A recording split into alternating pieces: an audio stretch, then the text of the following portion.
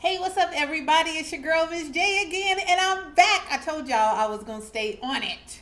I got some responses from the last video I did in general about relationships and me entering into my confession about why am I still single. But some people hit me up and wanted me to go a little bit deeper, so I guess we can call this part two.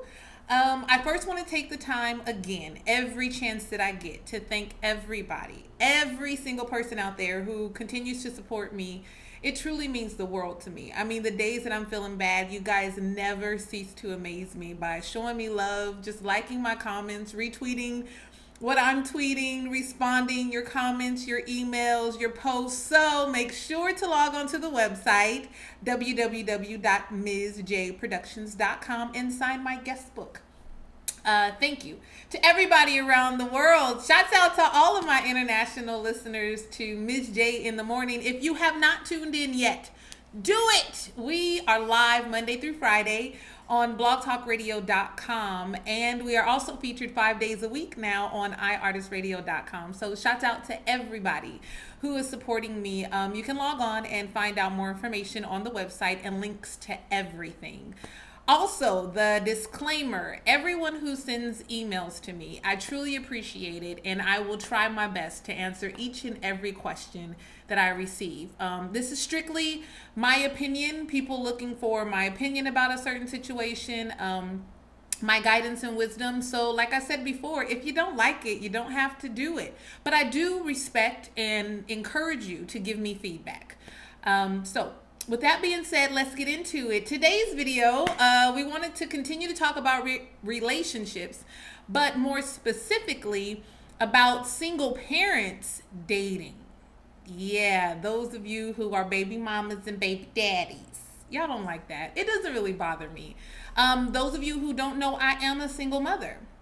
I have a 4-year-old son, and he's the love of my life. I call him my heartbeat. He really is, and he is amazing. Being that I am a single mother, I can understand how difficult it could be trying to get back into the dating game. You want to get married, you want to have a traditional family. I am very protective of my son and who I introduce him to. If I'm interested in a guy, we're just talking, not really dating, and we're getting to know each other better. I'm just going to say it straight out and tell you how I handle the situation. I do not introduce people to my son. I mean, just people in general. Children are very, very impressionable. They are very precious, and people are just crazy these days. You cannot be too careful when it comes to your children. I think that's just the most important thing to understand, is that you cannot be too careful. So get to know the person, find out everything. If it gets to that point where you guys are serious, you guys are talking marriage and that type of thing, take your time to introduce your kids to him or her. When it comes to being single parent and having mixed families where both sides are bringing kids together and blending, you have to understand that it's not just about you two. The kids are going to have feelings. Allow them to express themselves, how they feel about the other person. Even if they're 4 and toddlers, give them time. You don't force them and say, this is what mommy and daddy are going to do, and y'all just have to deal with it. Children act out their emotions in a different way. So if you see a behavior change in your child, you need to take the time to sit down and talk to them about the new living arrangements, if you guys have moved in, or if this person is just spending a lot of time. Kids really don't understand adult situations, especially young kids. When it comes to teenagers and that type of thing, they're really emotional as well, but they can understand better than toddlers, elementary school, preschool, kindergarten, and even pre-K. Me, for instance, I have dated while, of course, I'm a single mother, and have my child, but there has been maybe 1 or 2 that have been formally introduced to my son. I'm the type of person, I truly believe in developing a solid foundation in relationships and becoming best friends first. So with becoming friends, I make sure that I find out, how do they feel about kids? Do they have kids? Do they want to have more kids? We have that conversation up front, because when it comes to dating, it's a package, and that's just the reality of it. I don't think it's a harsh reality, but it is a serious reality that you need to address, and you need to address that up front. I don't believe children are a sidebar or an accessory that you can deal with now and you can deal with later. I believe that this is something that we need to talk about. You don't really bring the kids in while you're still uneasy and you're trying to figure out. Once you get really sure and secure with this person, I believe that then is the right time where you need to discuss introductions. Now, when we talk about marriage and those type of things, I've never been married, so I cannot say from a perspective of a married person, but I can share what I desire in my marriage, and what I've experienced and what I've seen in other marriages and people that are close to me. I am a family type person. I come from a large family. My grandmother had 14 children, my mother being the baby of them all. And 5 generations she lived to see, and we're still growing. So shouts out to the Ford family. Whoop, whoop. Out there in Stockton, California, and to the Primus family in Phoenix, Arizona. That's my grandfather's side. So anyway, now that I got that out the way, I come from a large family, so family is extremely important to me, and I don't believe in the stepchild. I don't believe this is your child and you deal with them and these are my kids and I deal with them. I believe in what I desire for my marriage once that happens is that once we merge, that's my son just as much as my son is your son, and that's my daughter, and I will treat him or her just the same. Now, in further detail and dissecting that, in my opinion, in more detail about raising someone else's child, personally, if the mother or the other party, the mother or father, is active in the child's life, I'll just speak for myself. If I get with a man who has children and their mother is active in their lives, I do not want to take the place of their mother. I am not a replacement mother. I am a representation of the mother in that household. So I do believe that I would like to have a relationship with the mother if it's possible.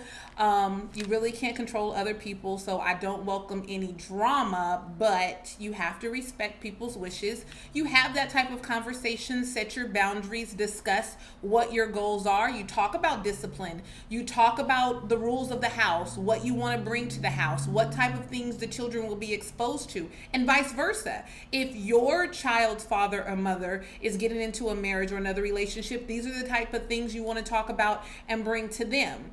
Once all of that is hashed out, I believe then you can talk about moving together and starting a routine. Now, for studying psychology for 4 years, and a little bit of early childhood development, routine is superb. Not just with children, but that's because they're building a foundation, but with people, period, even with adults. So you want to get your house into a routine. You want to get used to this person being into your life. So even while you're dating, if you're looking to introduce that person to your child, you want to make sure that you're making this something that's kind of constant and make it fun. I say, go to the park. I have a 4-year-old who is in love with Chuck E. Cheese. So if it comes to that time where I want him to meet my son, of course, we're going to Chuck E. Cheese. Like, that's just it. Make it comfortable. Don't want to sit down and have a formal family meeting. I mean, that makes me uncomfortable. So just think about it. I truly believe wisdom and common sense of all things, but we all know common sense isn't common. Use that and use your best discretion. If there's anything that you have any doubt about, any inkling, get it out into the open. You never know. Please hear me. There are sexual predators out there. There are people who are sick. I'm saying sick in the mind psychologically. People were not raised like you. Do not take for granted that everybody knows, and even though he loves you or she loves you, that she was raised a certain way. Certain things could have happened in their home that they think is normal, like walking around naked around your children, or touching or kissing or showing affection in a way that might make you feel comfortable. You need to talk about that up front Get it out into the open. Make sure you're direct and you're firm and you're following through with how you feel about your children. You have to protect them and make sure the things that you are demanding for your kids, you're giving the same for theirs if they have kids. Those of you who have question about, for instance, I'm a single mother and I might meet a guy who doesn't have kids. How would he feel about that? Talk about it. I just truly believe in the power of communication, the power of honesty, the power of being open and transparent, getting to the nitty-gritty of it up front. Therefore, there are no surprises later. And, understanding and listening. Just listen, just watch. Sometimes you can watch a person's behavior around their kids. If the kid, like my child, is the social butterfly, jumping up into their lap and they're kind of standoffish, you want to take your time and just don't force them into it. So that's just my opinion about everything. I hope I helped some of you out, but I want you guys to, leave a comment. Let's discuss it and let me know how you feel about it. Thanks so much. It's your girl, Miss J, and I think that's my child knocking at the door. So I love you guys so much. Mwah. Worldwide. Monday through Friday, 7 a.m. PST, 10 a.m. EST. Focus. OD. Overdose on positivity. Variety show. Inspirational music. Uplifting topics. Resources. Spoken word artists. Bands. Comedians. And event promotions. Subscribe to the show. Blog Talk